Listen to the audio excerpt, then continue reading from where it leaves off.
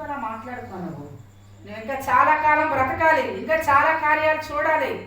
అందుకే బైబిల్ ఏం చెప్తుందంటే, నీ పిల్లల పిల్లలను నీవు చెప్పండి, నీ పిల్లల పిల్లలను అప్పుడే తెచ్చిపోతావా? నీ పిల్లల పిల్లలను నువ్వు చూసేదని దేవుడు వాగ్దానం చేశాడు. కాబట్టి మనం ప్రతిరోజు ఏమనుకోవాలంటే, ఏమనుకోవాలి? ఇంకేముంది అలా అనుకోకూడదంట.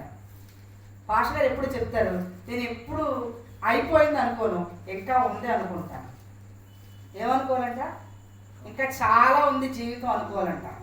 అలా నిరీక్షణతో మనం, అలా ఒక హోప్తో మన లైఫ్ని మనం కొనసాగించాలని బైబిల్ తెలియజేస్తూ ఉంది.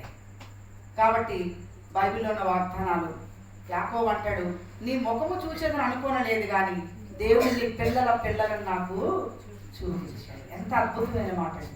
నువ్వే చచ్చిపోయావని అనుకొని చాలా కాలం ఏడిస్తే, నీ ముఖము చూసేదని అనుకోనలేదు కానీ దేవుడు నీ పిల్లల పిల్లలని ఏం చేశాడు? నాకు కనపరిచాడు. ఇంత నమ్మదగిన దేవుడు. చచ్చిపోతాం అనుకున్న దేవుడు చంపడం.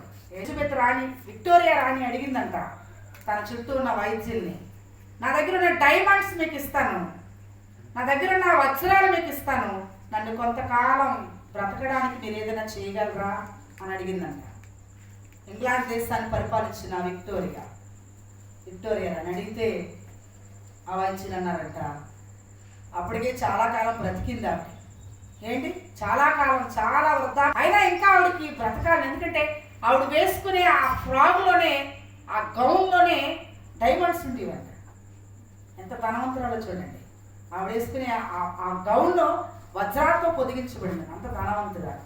బ్రతకాలని ఇంకా ఉంటే ఆవిడకు ఉంది బ్రతకాలని, కానీ బ్రతికి ఉంచడం ఎవరితనం?